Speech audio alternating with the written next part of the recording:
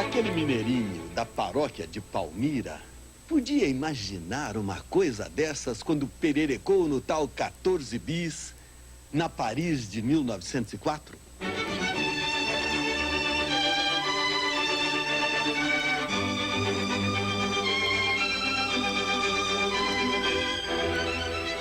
Ele podia imaginar tanta mudança? Ele nem pensava nisso. O que ele queria era voar por esporte. Pois eu vou mostrar a ele. Tá aí no céu me ouvindo, não tá, Alberto? Que mundo maluco ele criou. A aviação entrou no sangue dos homens e criou um universo só dela. Nas cores, nos sons, nas formas. Um mundo meio mágico que deixa as pessoas fascinadas.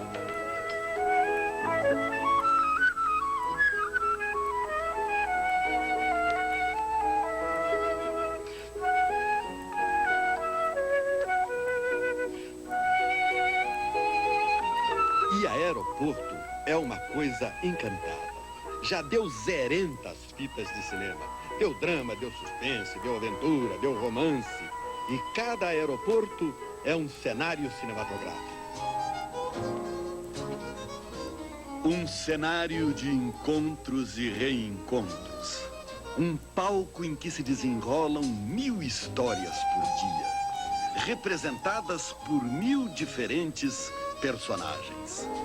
Um espetáculo permanente que fica em cartaz os 365 dias do ano.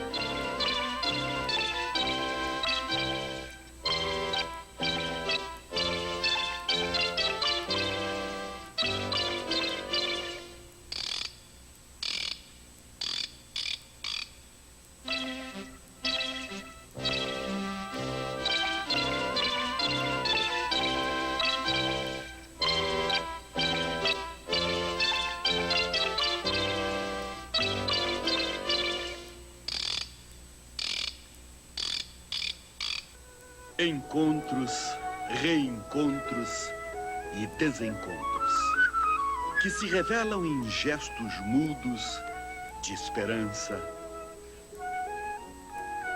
de expectativa, de ansiedade,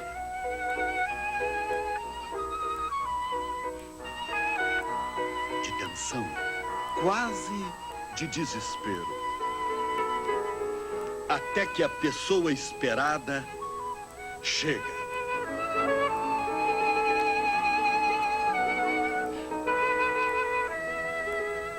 Ah, que alívio! Ufa! Um cenário real, que tem artistas de verdade também. O avião representa para mim principalmente a rapidez, né? Que é o meio de locomoção mais rápido que existe. Até hoje eu não consigo entender muito bem como é que isso fica parado lá em cima. Não adianta me explicar que eu não entendo.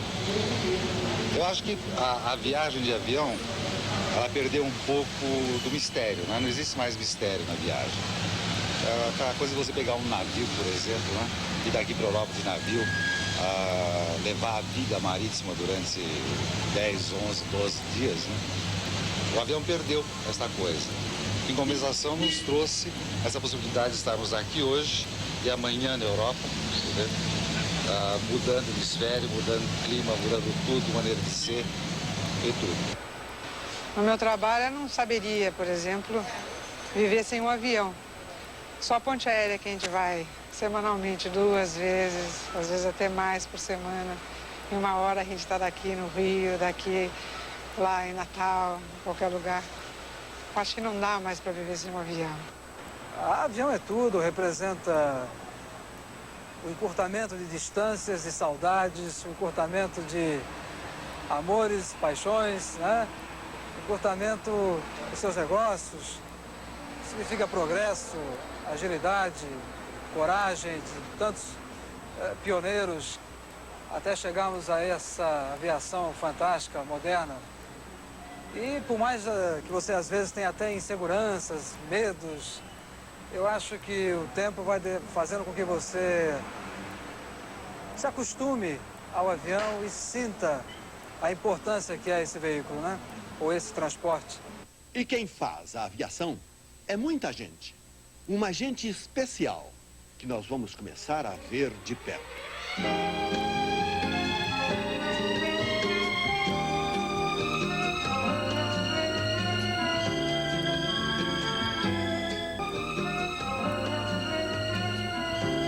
Bom dia, aeromoça. Ou deveria antes dizer bom céu.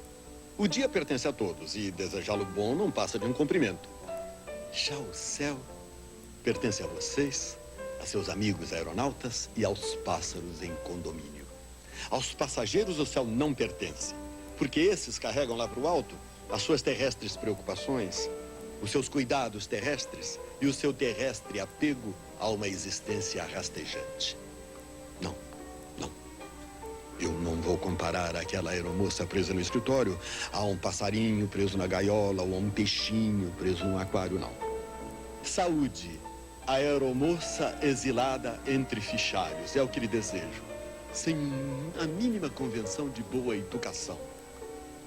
Mas na certeza de que o justo é que torne às nuvens o que às nuvens pertence.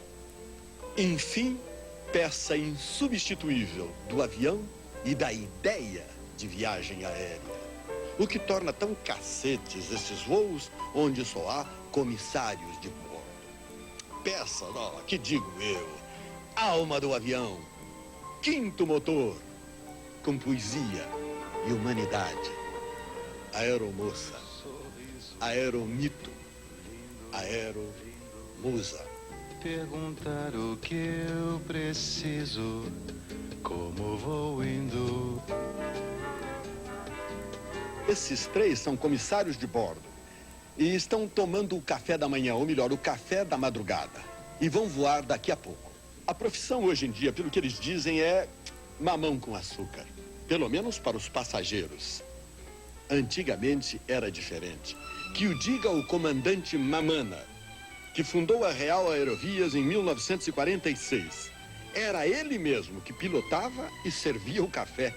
Porque na linha Rio-São Paulo se oferecia somente café e água. Nas rotas mais longas havia um lanche, que era uma caixa de papelão, que normalmente o menu era meio frango assado, mais uma sobremesa, uns pedacinhos de mamão, mais uma banana, uma fruta dessas, e este era o almoço. A aeromoça virou uma personagem querida de todo mundo e tornou-se um mito da aviação moderna. Uma vez eu estava lá de uma senhora que estava com medo louco, quando o avião ia pousar, que abre o flap é aquela parte da asa que abre assim, né? Abaixa para o avião pousar. Na hora que ela viu aquela parte se mexendo, ela falou: moço, a asa está despencando aqui do meu lado. E outras coisas, como a aeromoça que eu fazia chorosa, foi baseada numa aeromoça que uma vez entrou, depois que o avião começou a balançar, que disse: olha, o comandante pede para avisar que não há o menor motivo de preocupação. E começou a chorar dentro do avião. As aeromoças, isto é, os comissários de bordo, que hoje tem homem e mulher, são umas mães a bordo. Nem bem o avião sobe e já estão ali servindo a gente. E como servem? No ano passado, só uma empresa aérea serviu o seguinte: de arroz, 1.800.000 porções. De batata, 1 milhão de porções. De peito de frango, 800.000. De filé mignon, 650.000. E do tal de breakfast, foram devorados 680.000. Chego em casa, não quero ver nem óleo de comida. Para limpar tantas bocas, alguém tem que estar lá na retaguarda. Como Dona Glória, que dobra 2.400 guardanapos por dia. Eu, na minha base, é 15, 16 por dia. Eu dobro de bandeja. Dá mais ou menos 2.400. E tem de ser tudo muito limpo. Não entra nada na panela sem passar pelo crivo de umas moças que só de olhar já estão sabendo se a comida está assim ou assada.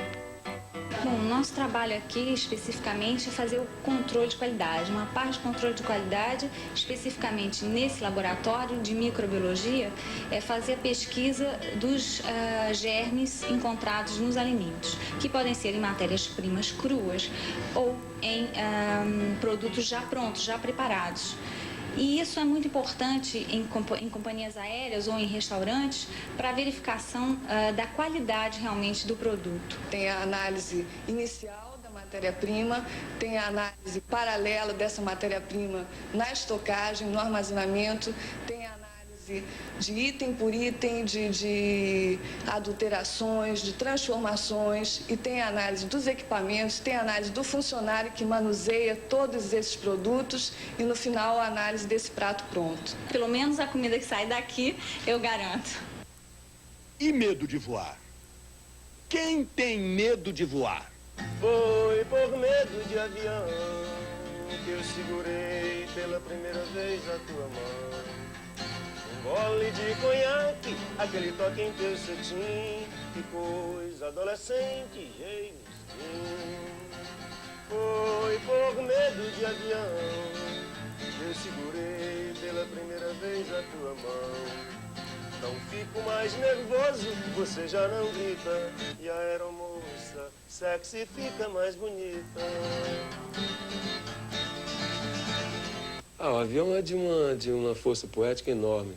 Principalmente por ele representar a liberdade, por representar a aventura, o máximo de aventura e a realização do sonho primitivo do homem, voar.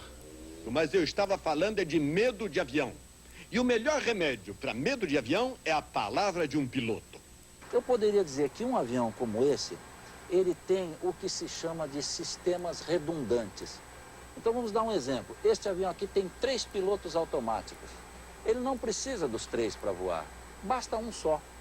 Mas nós temos a segurança de 3 pilotos, de tal maneira que se houver um defeito qualquer, um mau funcionamento que eu julgue que não é recomendável eu estar usando esse piloto automático, eu pego e desligo e aciono o outro. Este painel aqui, que representa uma plataforma inercial, é o que há de mais moderno no momento em termos de navegação de longo curso.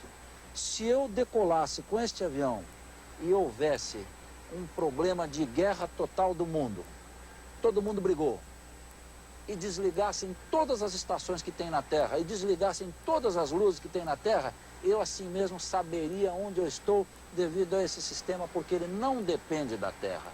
Eu me sinto muito mais seguro dentro dessa cabine aqui, numa noite escura, com chuva, com trovoada na frente, eu me sinto muito mais seguro do que no trânsito de São Paulo. Eu acho assim, o pessoal que trabalha com o avião, né, em geral, desde o comandante aos comissários, comissárias, então assim, um pessoal muito legal, um pessoal excepcional, é um pessoal diferente. Eu sou fã deles. Quer dizer, a gente não falou ainda, é aquela coisa de amor também, a Real e a Paner, né? A aviação da nossa infância, né? Então tem coisa na letra, por exemplo, assim, a maior das maravilhas foi voando sobre o mundo nas asas da Paner. Ou então coisa assim que descobrir que as coisas mudam, que tudo é pequeno nas asas da Paner. Quer dizer, é um negócio também do avião, você vê, tem uma outra perspectiva do mundo e da sua própria vida, né? Nossa casa. Lá vai ele.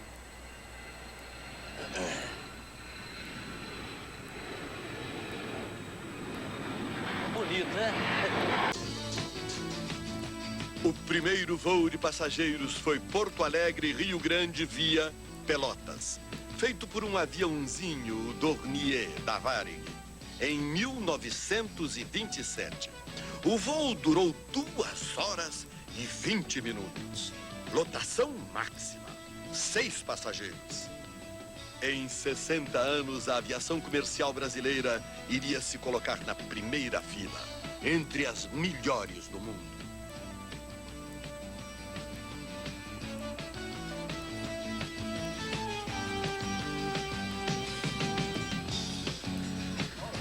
Hoje é isso que se vê.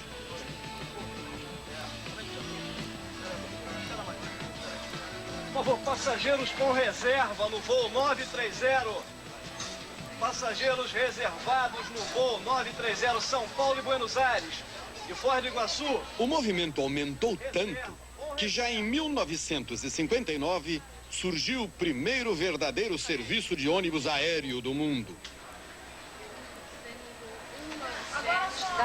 Ponte aérea das 16h30 para 03136-376. A ponte aérea Rio-São Paulo. Aparecer para embarque, Salvadores.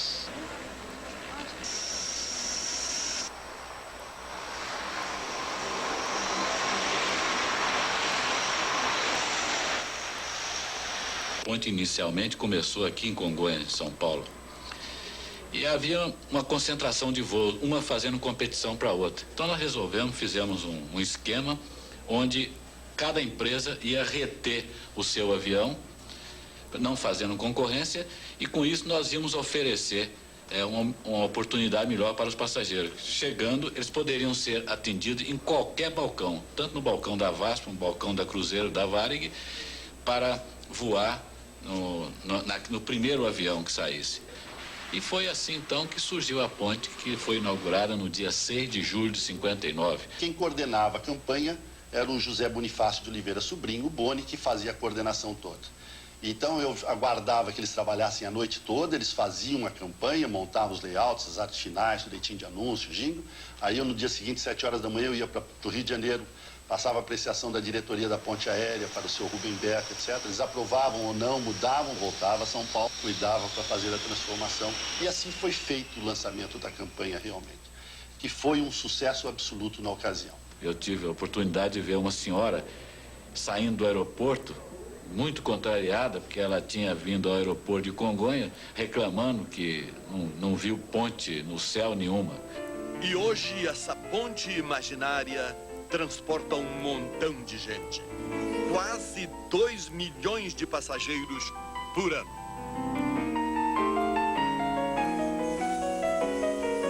O primeiro voo internacional de uma companhia brasileira foi para Montevidéu, em 1942. Mas a linha Rio-Nova York, inaugurada pela Varig também 13 anos depois, é que marcava os novos tempos e a festa das viagens internacionais.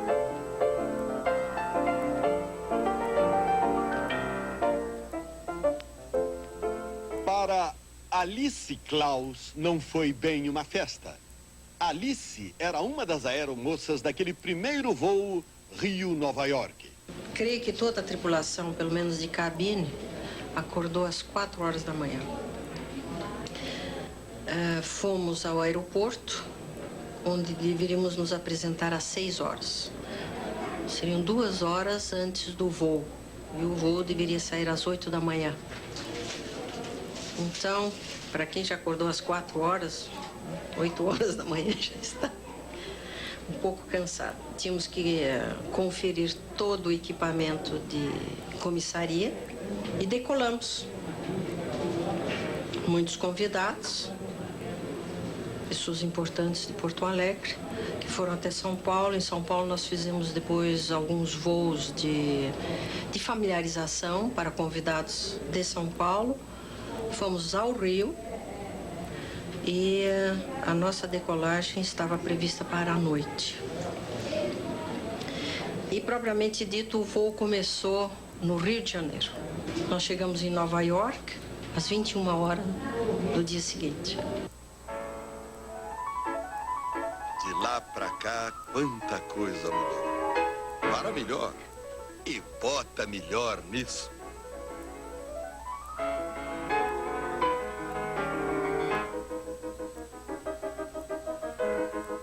Aqui, por exemplo, tudinho é checado. De um pequeno parafuso ao sofisticado computador.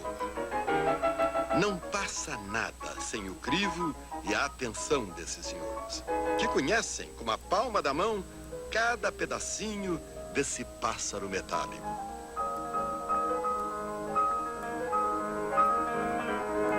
Esses fantásticos homens e suas ferramentas maravilhosas. Isso não é uma cabine de avião, é o simulador de voo, o mais moderno sistema de treinamento de pilotos. Aqui o piloto tem a nítida sensação de sons, imagens e movimentos idênticos aos de um avião de verdade. O computador é capaz de criar vistas de cidades e pistas do mundo inteiro. Quem sai dos testes sai craque.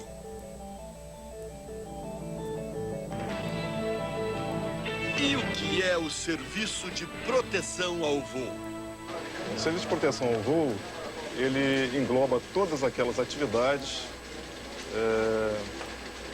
que permitem ao piloto efetuar operações de voo com segurança.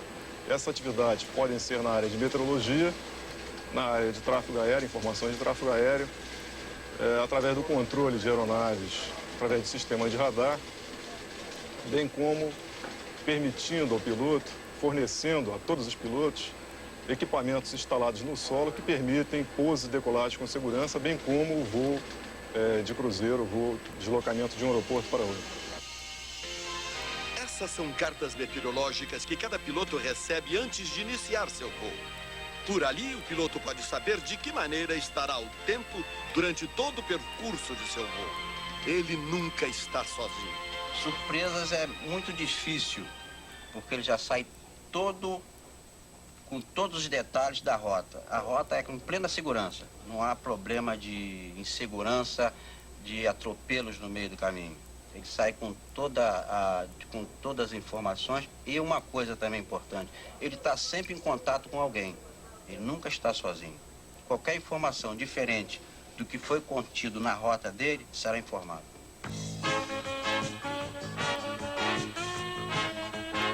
Tem computador no avião e fora dele. Sem ele, seria impossível atender a todo mundo. Só aqui são atendidas mais de 3.500 ligações diárias. Facilita tanto o trabalho que, por telefone, você pode ter informações sobre todos os voos mundiais, hotéis e até reserva de poltronas. Com as grandes voando cada vez mais longe, aviões cada vez maiores, chegou a hora dos pequenos. E da indústria aeronáutica brasileira também. O primeiro Bandeirante nascia há 21 anos. E hoje é apenas um dos aviões feitos pela Embraer, que está até exportando. O Brasil é um país enorme, com distâncias continentais dentro do país. E, evidentemente, o transporte executivo a jato é essencial para cobrir essas distâncias. Nós temos distâncias no Brasil de mais de 4.000 quilômetros, por exemplo, Recife, Boa Vista, Macapá, Porto Alegre, e somente o Learjet cobre essas distâncias no Brasil. As empresas regionais terão um papel cada vez mais importante no cenário da aviação comercial brasileira. De resto, a aviação comercial brasileira tem tido um crescimento bastante sensível nos últimos anos, o que as estatísticas têm comprovado. Né? O homem de São Paulo, quando vai ao interior, quer ir e voltar no mesmo dia.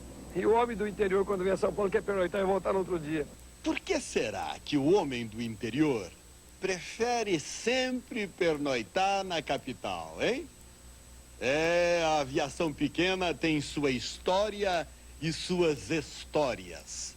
É uma bem pitoresca de um caipira que, adentrando o avião, primeira vez que voava, o comissário passou com a bandejinha de serviço e que era distribuído Mentex. Não sei se vocês conheceram as duas pastilhinhas embrulhadas com o selo da VASP, um papel transparente, e junto tinha algodão, que era para proteger os ouvidos do barulho e por diferença de pressão às vezes. E o caipira perguntou ao comissário para que servia aquelas duas pastilhinhas. E o comissário, não se expressando muito bem, disse que era muito bom para o ouvido. Eis que o comissário vai até a frente da cabine e quando volta está lá o caipira com os dois Mentex colocados nos ouvidos. E numa viagem dessa para Recife, né?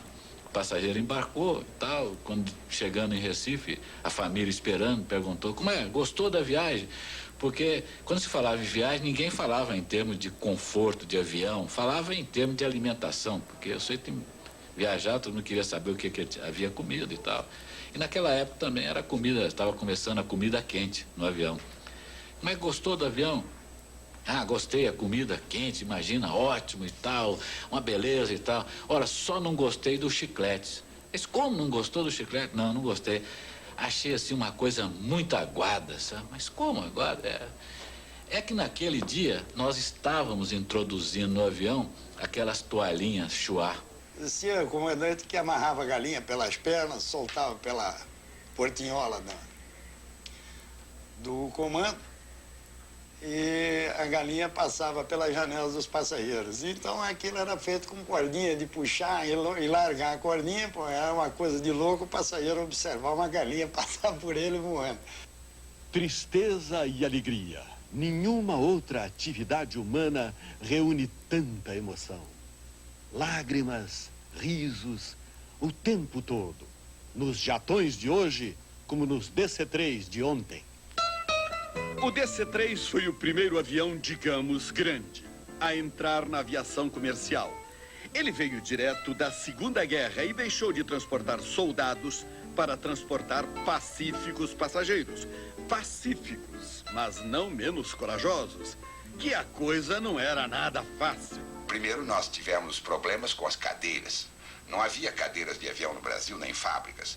Nós não tínhamos jeito de importar dos Estados Unidos. Então o Linneu conhecia um decorador e conhecia desse decorador um homem que fazia móveis de aço.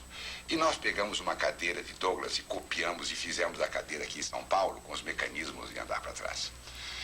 E depois, na parte de isolamento acústico, naquela época, sugeriu-se que Eucatex. Imagine forrar um Douglas por dentro de Eucatex. E assim foi feito. O DC-3 nasceu heróico.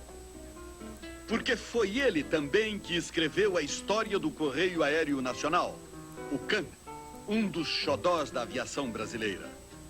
Quem voou com ele jamais esquece. Realmente a gente, no Correio Aéreo, sentiu uma consciência muito forte do dever a cumprir e depois do dever cumprido, né?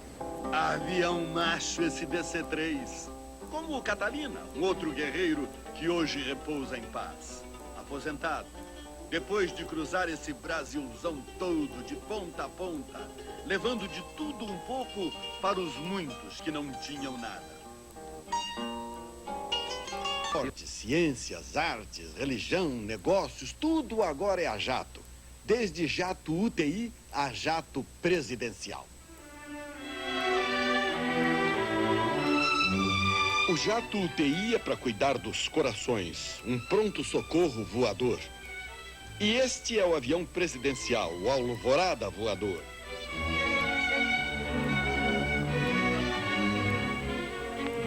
A solicitação de uma missão varia muito com respeito à antecedência. Ela pode ser, né, com uma semana ou um mês de antecedência, como pode ser até do mesmo dia. Dependendo da necessidade, o nosso horário, em 2 horas, nós podemos estar prontos para transportar o presidente em qualquer lugar do mundo, se necessário. Voa Papa, voa Presidente, mas entre o céu e a terra voam muito mais coisas do que se possa imaginar. E não é só de passageiros que vive a aviação comercial. O aeroporto de Viracopos não para. É um ininterrupto entra e sai de cargas. As mais variadas, de mimosas flores a estimados cachorrinhos. O mais interessante foi uma ocasião que chegaram aí 2 baleias e iam se apresentar em São Paulo, agora não recordo bem o local, que era um negócio bastante interessante. Não somos mais aquele país que vive de exportação somente de matéria-prima e de material perecível. Nós já estamos conseguindo furar o bloqueio e entrar numa área um pouco mais desenvolvida.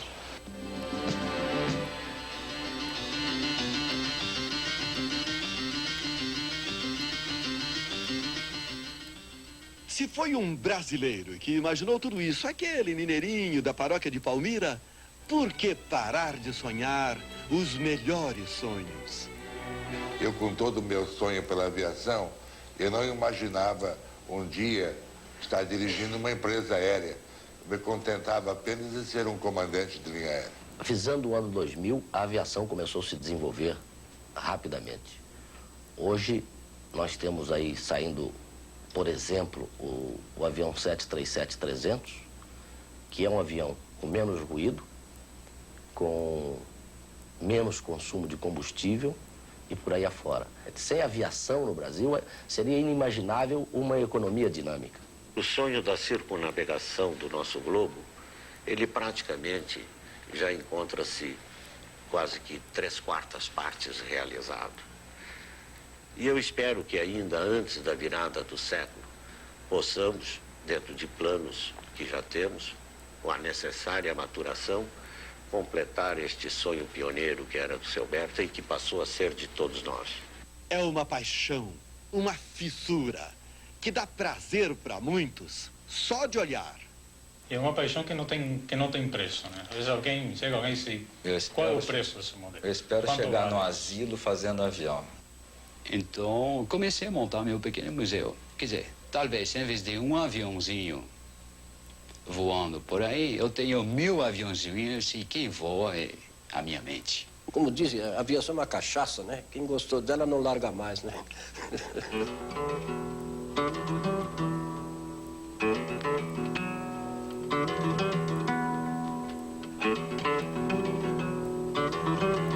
Eles são do Clube dos Aficionados em Aviação e vão todo santo dia ao aeroporto só para ver e ouvir aviões. O avião representa para nós um veículo de paz.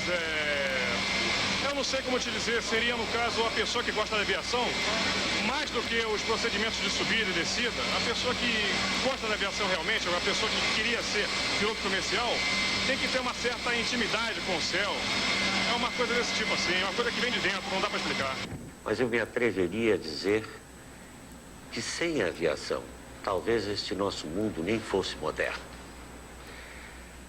Acho que este meio de transporte foi o único capaz, nas últimas décadas, realmente propiciar a aproximação entre os povos de todo este nosso planeta.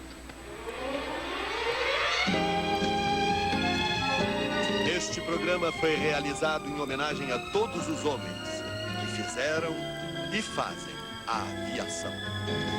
Lá vem ela num sorriso lindo, lindo, perguntar o que eu preciso, como vou indo. Serve um lanche, ainda pergunta se estou satisfeito. Estou, mas quero tudo que tenho direito.